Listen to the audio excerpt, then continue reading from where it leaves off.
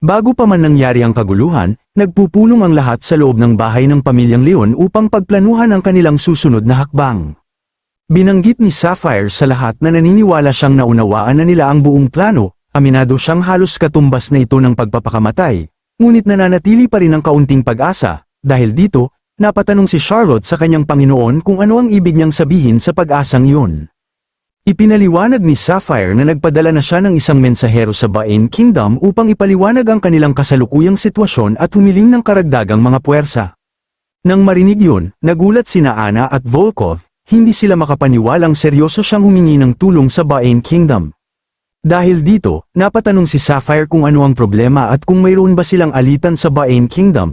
Napautal namang sumagot si Anna habang pinagpapawisan. Sinabi niyang nagbibiro lamang siya at hinikayat si Sapphire na ipagpatuloy ang kanyang paliwanag. Ipinaliwanag ni Sapphire na napakaliit ng posibilidad na pagbigyan ng Baen Kingdom ang kahilingan ng isang maliit na bansa tulad nila, halos imposible ring magpadala ito ng hukbo nang walang pag-aalinlangan. Bukod pa rito, sa kasalukuyan nilang sitwasyon kung saan kailangan na nilang direktang lusubin ang Argo Kingdom, wala silang sapat na oras upang maupo at maghintay ng mga karagdagang puwersa. Habang nakikinig ang lahat, idinagdag ni Sapphire na kung sakaling mangyari ang isa sa 10,000 posibilidad at tunay ngang magpadala ng mga sundalo ang Baen Kingdom, magkakaroon pa rin sila ng pag-asang manalo. Mariing iginiit ni Sapphire na hanggat may natitirang pag-asa, hindi sila dapat sumuko. Hindi nagtagal, dumating ang hinihintay nilang mga karagdagang puwersa mula sa Baen Kingdom, dala ang kanilang sagisag. Nang makita ito ni Akratos, agad niyang nakilala ang watawat ng Baen Kingdom at ang kilalang Hunting Hound Unit. Sa kontinente ng Aten, bukod sa 6 na dakilang kapangyarihan na namamahala rito, mayroon ding napakaraming iba pang kaharian. Kabilang sa mga ito ang mga estadong basalyo, mga bansang taglay lamang ang titulong vassal, ngunit napakahina ng kanilang hukbong sandatahan, ang kanilang kapangyarihang militar ay mas mababa pa kaysa sa isang maliit na lungsod ng isang malaking kapangyarihan. Higit na mas mataas sa kanila ang mga karaniwang kaharian na sumasakop sa malaking bahagi ng kontinente. Kapag ang isang kaharian ay nagkaroon ng sapat na lakas upang yanijin ang trono ng 6 na dakilang kapangyarihan, ito ay tinatawag na isang Throne Guardian Kingdom. At kabilang sa mga Throne Guardian Kingdom, isa sa 3 pinakamakapangyarihan ang Baen Kingdom. Sa kabila nito, hindi pa rin makapaniwala si Volkov na tunay ngang nagpadala ang Baen Kingdom ng mga karagdagang sundalo. Dahil sa sitwasyon, inutusan ni Akratos si Kyrian na agad bumalik sa Argo Kingdom at dalhin ang Blood of Ergen sa Zou Kingdom kasama si Rabin, agad namang sumang-ayon si Kyrian, ngunit nabanggit pa niya ang katawan ni Sapphire. Pagkarinig nito, matalim siyang tiningnan ni Akratos at pinagsabihan, tinanong niya kung mahalaga pa ba sa kanya ang artificial mana sa gitna ng kasalukuyang sitwasyon. Galit niyang sinabi na hindi na niya ito uulitin. Sa takot, agad na nagpatira pa si Kyrian at humingi ng tawad. Sinabi niyang karapat-dapat siyang mamatay at susunod siya kaagad sa utos, pagkatapos ay sinabi ni Akratos na siya na ang bahala sa katawan ni Leon Sapphire, kaya wala nang dapat ipag-alala si Kyrian. Agad itong naunawaan ni Kyrian at mabilis na umalis. Samantala, sinabi ng pinuno ng hukbo na batid ng Grand Duke na ang Baen Kingdom ay opisyal na kaalyado ng Aura Kingdom, ang pagtanggi nitong umatras at ang pagpiling lumaban ay maituturing na pagdedeklara ng digmaan laban sa Aura Kingdom, tulad ng ginawa ng Zou Kingdom. Nanatiling kalmado si Akratos at tinawanan lamang ang banta. Tinanong niya kung iniisip ba nilang natatakot sa digmaan ng Zou Kingdom. Nagbabala ang pinuno ng hukbo na balak niyang sirain ang kasunduang Crown Pact na ilang dekada nang iginagalang. Matatag na sumagot si Akratos na kung mamamatay silang lahat sa lugar na yun, wala nang magiging problema tungkol sa kasunduan. Habang bitbit ang kanyang napakalaking sandata, napabuntong hininga ang pinuno ng hukbo. Naunawaan na niya ang tunay na layunin ng Grand Duke, sa huli, iisa lamang ang landas na maaari nilang tahakin. Matapos ang pag-uusap, agad niyang inutusan ng buong hukbo na maghanda sa pagsalakay. Sa utos na yun, sabay-sabay na sumugod ng mga sundalo mula sa lahat ng direksyon patungo kay Akratos na nag-iisang nakatayo sa gitna ng labanan. Inutusan niyang sumugod ang unang at ikalawang platoon upang bumuo ng paikat na pormasayon at dahan-daang itulak ang kanilang opensiba. Samantala, ang ikatlo, ika-4, at ika-5 platon ay kumalat sa kani-kanilang nakatalagang posisyon. Sa likuran naman, nagsimula ng magbigay ng suporta ang mga unit ng artillery sa pamamagitan ng walang tigil na pagpapaputok. Kasabay nito, sabay-sabay na nagpakawala ng mahika at mga pana ang mga sundalo ng Baen Kingdom patungo kay Akratos, Gayunman, nanatili lamang siyang kalmado habang pinagmamasdan ang rumaragasang pag-atake. Mahigpit niyang ikinuyom ang kanyang kamao at sinabi kung gaano nakatagal mula nang huli siyang lumaban sa isang hukbong ganoon kalaki, naisip pa niyang magunat muna bago seryosohin ang laban. Pagkasabi niya nito, bigla siyang kumilos sa napakabilis at nagpakawala ng isang napakalakas na pag-atake na tumama sa mga paparating na sundalo. Sa isang iglap, marami sa kanila ang agad na nasawi. Napakalaki ng pinsalang idinulot ng kanyang pag-atake, kahit nakasuot ng makakapal na baluti ang mga sundalo, hindi nila kinayang salagin ang lakas nito. Ngunit hindi natigil ang offensiba, isang napakaraming mahikang pag-atake ang sabay-sabay na bumagsak patungo sa kanyang kinaroroonan. Gamit ang kanyang mga galame, hinaranggan ni Kratos ang sunod-sunod na mga pag-atake. Gayunpaman, hindi natinag ang mga sundalo, determinado silang huwag siyang bigyan ng kahit isang sandaling makahinga kaya patuloy silang sumugod. Hindi nagtagal, tuluyan ang napalibutan si Kratos ng mga sundalo at sabay-sabay siyang inatake. Subalit nagawa pa rin niyang pigilan ang lahat gamit lamang ang kanyang nag-iisang buntot. Sa isang mabilis na pag-ikot, sabay-sabay niyang pinatay ang mga sundalong sumugod, at nagkapira-piraso ang kanilang mga katawan sa ere. Samantala, patuloy na walang awang nilipol ni Kratos ang bawat sundalong lumalapit sa kanya, habang tumatagal ang labanan, lalo pang dumarami ang mga sundalong sumusugod, gayunpaman, isa-isa niya silang itinataboy at pinapatay gamit ang kanyang makapangyarihang mga galame. Sa hindi kalayuan, inutusan ng commander ang support at vanguard units na huwag tumigil sa pag-atake anuman ang mangyari, habang walang tigil silang nagpapakawala ng mahika, sabay-sabay na tumama ang mga ito sa kinaroroonan ni Kratos habang abala siya sa matinding pakikipaglaban.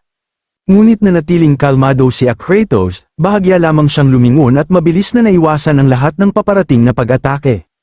Dama pa siya sa lupa upang makaiwas sa sunod-sunod na mahika, ngunit bakas sa kanyang mukha ang matinding pananabik sa laban. Muli siyang kumilos sa napakabilis na galaw, tumalon siya sa gitna ng hanay ng mga sundalo at gamit ang kanyang mga galame ay walang kahirap-hirap na pinatay ang mga ito ng sabay-sabay.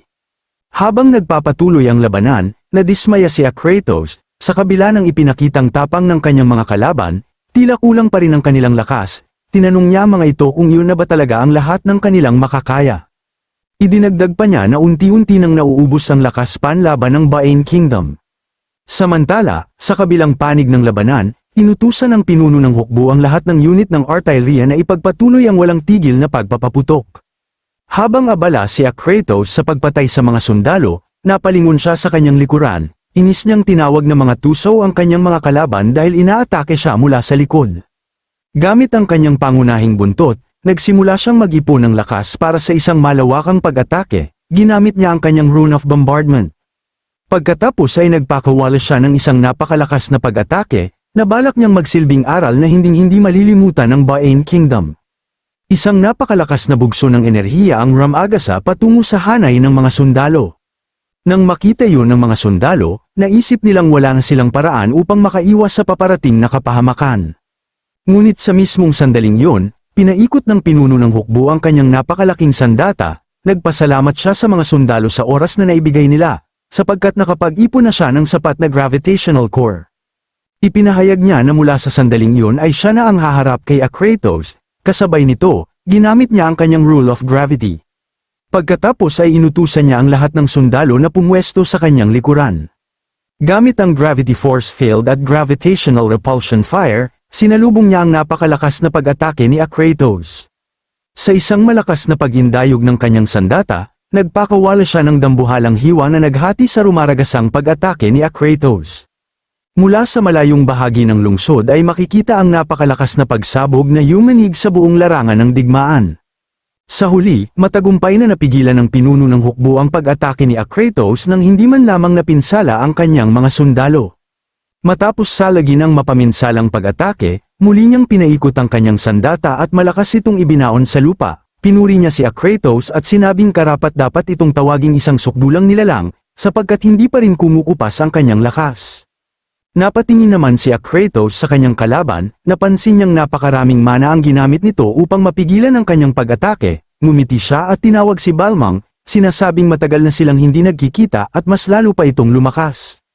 Habang nagsasalita siya, isang sundalo ang biglang tumalon mula sa ere at naghanda siyang umatake. Ngunit agad namang napansin ni Kratos ang kanyang presensya. Nagpakawala ang sundalo ng napakalakas na aura at tinawag si Akratos na isang walang kwentang insekto, kasabay nito, ginamit niya ang kanyang Rune of Flame. Inis niyang tinanong si Akratos kung ano ang kanyang tinitingnan, kasunod nito ay nagpakawala siya ng isang napakalaking haligi ng apoy, ang Blazing Sword Beam, na buong lakas na tumama kay Akratos. Habang nilalamon ng apoy ang buong paligid, nagawa pa ring makatakas ni Akratos sa pamamagitan ng pagtalon sa himpapawid. Nagreklamo pa siya na hindi niya gusto ang mainit na panahon.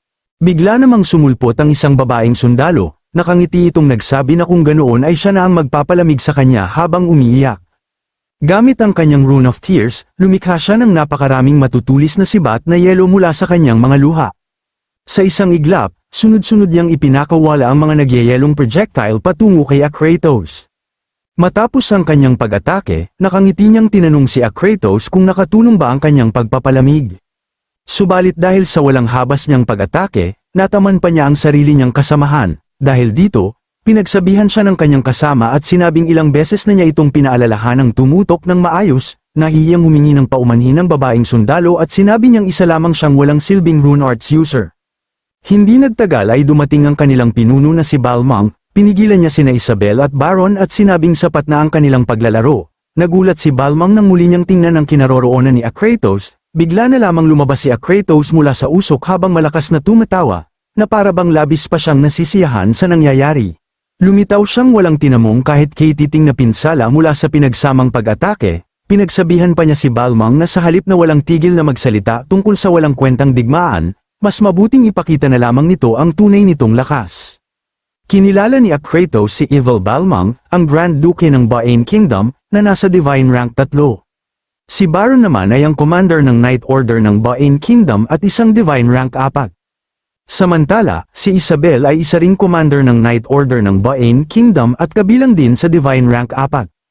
Nang makita silang tatlo, tinanong sila ni Akratos kung papunta ba sila upang lusubin ang isa pang kaharian. Sa dami ng kanilang hukbo, malinaw na siya ang tunay nilang pakay.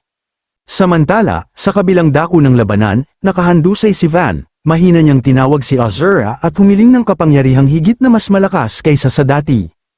Ipinahayag ni Van na panahon na upang pakawalan ng lahat ng kapangyarihang matagal na niyang kinimkim habang dahan-dahan siyang tumayo. Sa kabilang dako, ginagamot na ang grupo ni Leon Sapphire matapos silang magtamo ng matitinding pinsala. Nagtanong si Odi sa babaeng sundalo kung magiging maayos pa ba silang lahat. Sumagot ang babae na malubha ang kanilang mga sugat kaya magkakaroon ng pangmatagalang epekto ang ilan sa kanila, ngunit hindi naman nanganganib ang kanilang mga buhay. Ngunit para sa Grand Duchess, sa totoo lang ay mahirap matiyak kung mabubuhay pa siya. Nang marinig yun, malungkot na tiningnan ni Odi ang kanyang ina. Nagtanong naman ang babaeng sundalo kay Ana at tinanong kung kailangan pa ba nitong magpagamot. Tumawa lamang si Ana at sinabing maayos lang ang kanyang kalagayan. Gayunpaman, sinabi ng babae na matagal na siyang hinahanap ng kamahalan ng Bahrain, hindi niya inaasahang magkikita sila sa ganitong paraan. Napangiti na lamang si Ana ng alanganin dahil maging siya ay nalilito rin sa nangyayari. Biglang naputol ang kanilang pag-uusap nang may dumating na isang sundalong nagmamadali. Tinawag nito si Rael at ibinalitang malapit nang magsimula ang labanan ni Grand Duke Balmung, inutusan silang gamitin ang kanilang mahika upang makabuo ng isang harang, na agad namang naunawaan ni Rael. Tumayo si Rael at iniutos sa lahat ng puwersa na umatras sa kanyang likuran at pumwesto sa itinakdang pormasayon. Malakas niyang ipinahayag, mula ngayon, ilabas na nila ang harang na ipinagkaloob ng hindi masisirang Empress, si Rael, ang kapitan ng kaharian ng Bahrain, ay nasa Divine 5th rank. Makalipas ang ilang sandali, lumitaw ang isang napakaliwanag na harang na tumakip sa kanilang lahat. Nang makita ito, nagulat si Akratos, namangha siya dahil malinaw na pinaghandaan nila ng mabuti ang labanang ito. Napansin niyang ang paghahandang yun ay katulad ng ginagamit sa pagsisimula ng isang digmaan ng pananakop laban sa ibang bansa. Galit niyang sinabi, mga walang hiya, dumating talaga sila rito na may balak na kalabanin siya mula pa sa simula. Ngunit sumagot si Balmung na siya ang taong talagang hindi mahulaan, kaya naghanda sila para sa pinakamasamang posibilidad.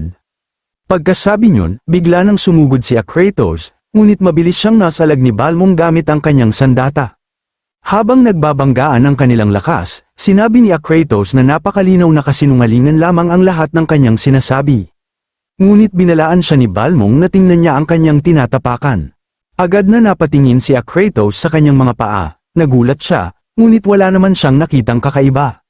Napatanong siya kung bakit kailangan niyang tingnan ang kanyang mga hakbang. Sa mismong sandaling iyon, isang bolang enerhiya ang lumitaw sa kanyang likuran. Naramdaman niya ang napakalakas na enerhiya kaya agad siyang napalingon. Habang nakaunat ang kanyang kamay, nakangiting sinabi ni Balmong, mayroon pa lang siya hindi inaasahang inosenteng katangian. Kasabay niyon, inactivate niya ang kanyang rune of gravity, ang gravity core. Sa loob lamang ng ilang sandali, 50 beses ang inilaki nito at tuluyang nilamon si Kratos.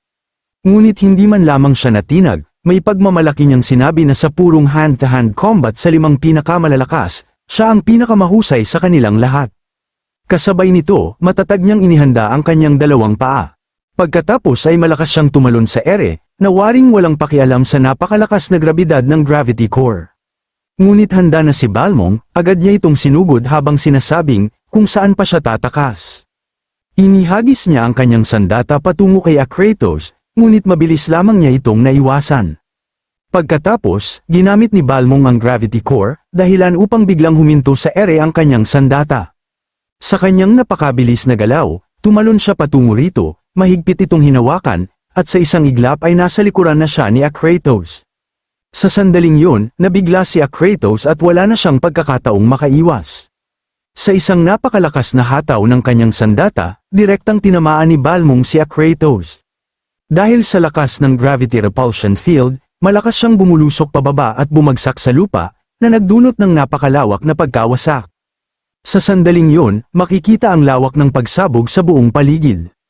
Mula sa himpapawid, makikita si Balmong na nakalutang, habang si Kratos ay nakabaon sa lupa. Gayunpaman, nagawa pa rin itong inangat ang kanyang kamay habang tumatawa at pinupuri si Balmong sa hindi niya inaasahang pag-atake. Pagkatapos makaahon mula sa lupa, agad niyang inipon ang kanyang kapangyarihan upang makabawi, hayaan itong makita siya kung gaano ito kabilis tumakbo, hamon niya kay Balmong. Ngunit bago pa niya mailabas ang kanyang pag-atake, dumating si Baron at malakas na sinuntok ang kanyang likuran. Dahil dito, muli siyang bumaon sa lupa habang tinanong siya ni Baron kung nakalimutan na ba siya nito. Hindi na nagsayang ng oras si Baron, agad niyang inactivate ang kanyang rune of ignition, phase 2 combustion. Kasabay nito, sunod-sunod siyang nagpakawala ng napakaraming fireball patungo kay Kratos, binanggit niya na huwag siyang baliwalain, na isang walang kwentang alakdan. Pagkatapos ay muli siyang naghanda at inilabas ang buong lakas ng kanyang huling pag-atake. Nagpakawala siya ng isang napakalaking haligi ng naglalagablab na apoy patungo kay Kratos. Ngunit sa kabila ng napakalakas na pag-atake, ngumiti lamang si Kratos na tila walang tinamong pinsala. Madali niyang sinalag ang kamao ni Baron gamit ang isang kamay habang sinabihan niya na galit siya sa kanya dahil sobra siyang mainit. Kasabay nito, mabilis niyang inilabas ang kanyang mga galami at sabay-sabay na inatake si Baron. Bago pa tumama ang pag-atake, ginamit ni Isabel ang kanyang Rune of Tears, isang napakalaking kamay na yari sa yelo ang biglang sumulpot at hamarang sa paparating na atake. At gamit ang kanyang whipping statue, lumikha siya ng mga nilalang na yari sa yelo na kahugis ng tao upang salakayin si Kratos.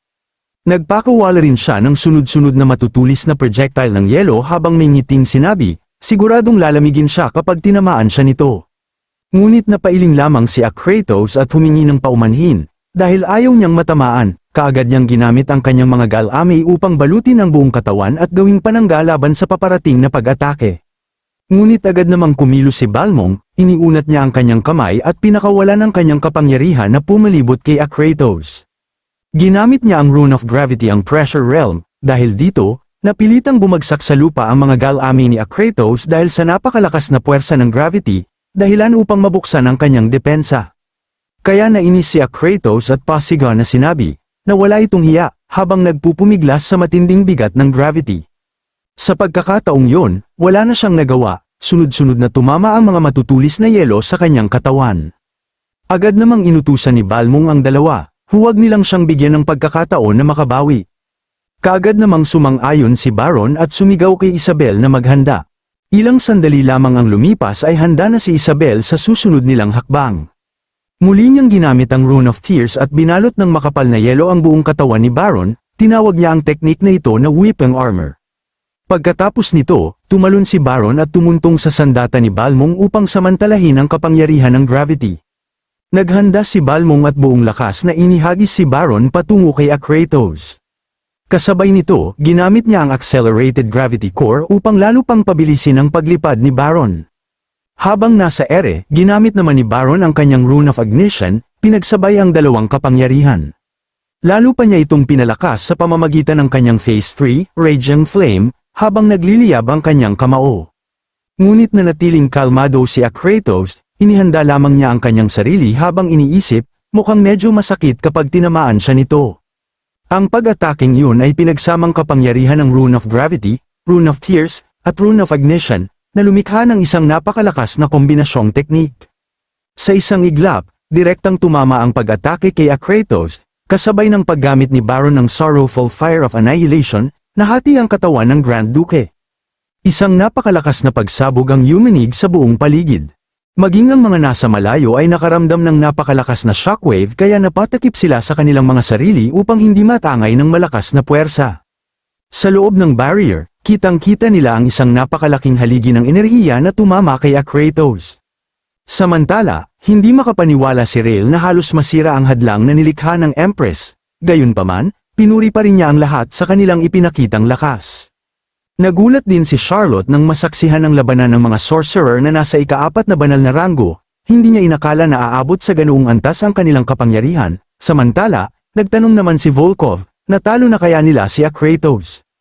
Ngunit biglang nagimbal si Rael nang muli niyang maramdaman ang mana ni Kratos, hindi pa siya patay, isa siyang halimaw na hindi madaling mamatay. Matapos ang matinding pag-atake, nakatayo si Baron sa gitna ng wasak na kapaligiran habang habol-habol ang kanyang hininga. Ngunit nang tuluyang mawala ang usok at alikabok, nakita nilang nakahandusay si Kratos sa lupa habang malakas na tumatawa at humahanga sa kanilang mga teknik. Sa oras na yun, kitang-kitang nahati ang kanyang katawan, gayunpaman, gamit ang kanyang Rune of Fusion, unti-unting muling nagdikit ang kanyang mga kalamnan at laman, may panunuyang ngiti siyang nagsalita, maganda ang pag-ataking yun, pero ano ang silbi nito kung hindi naman ito uubra sa kanya? Nang makita yun ni Baron, lumaki ang kanyang mga mata sa matinding pagkabigla, isa siyang tunay na halimaw, ilang rune na ba ang ninakaw niya mula sa mga sorcerer, napakasama at napakapanganib ng mga kakayahang taglay niya. Ngunit bago pa niya matapos ang kanyang sinasabi, bigla na lamang tumayo si Kratos at sumugod sa kanya sa bilis na halos hindi masundan ng mata. Tumingin si Kratos kay Baron na may mapanghamak ng ngiti, hindi na mahalaga yun, dahil mamamatay na rin naman siya ngayon. Sa sandaling yun, hindi makapaniwala si Baron sa bilis ng kanyang kalaban, unti-unting tumulo ang malamig niyang pawis dahil sa matinding takot. Samantala, napasigaw si Balmung sa sobrang pagkabahala kay Baron. Ngunit hindi na nag-aksaya ng oras si Kratos, iniunat niya ang kanyang kamay upang tuluyan ang wakasan ang buhay ni Baron. Subalit sa hindi inaasahang pagkakataon, isang malakas na figure ang biglang sumulpot, si Van, sa isang iglap. Hinarang niya ang kamay ni Kratos gamit ang pambihirang lakas, nagulat ang lahat sa bigla niyang pagdating, napatingin si Kratos kay Van, at napuno ng pagkabigla ang kanyang mukha, kitang-kita ang malaking pagbabago sa anyo nito, habang umaapaw sa kanyang katawan ang isang napakalakas at nakapangingilabot na kapangyarihan.